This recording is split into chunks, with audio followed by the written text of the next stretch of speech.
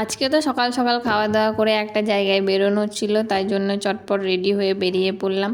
তো এই যে দেখো চলেও এসেছি, এখানে একটা জিনিস নেওয়া ছিল। তো এটা দেখো কেমন হয়েছে, আমাকে তো খুব সুন্দর লেগেছে। বাড়িতে এসে একটু দেখলাম পরে কেমন হয়ে লাগছে দেখতে।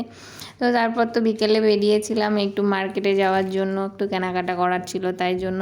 আমার তো মার্কেটে আসতে দারুণ লাগে, কারণ এখানে এমন কোনো জিনিস নেই যে পাওয়া যায় না, সব কিছুই পাওয়া যায়। তো তারপর এখানে একটু ঘুরে ঘুরে দেখছিলাম কোন দিকটায় কি কি আছে। তারপর দেখো এই ক্লিপগুলো কত সুন্দর লাগছে, পুতুলগুলো সব কিছুই যা নেবে সবই পাবে।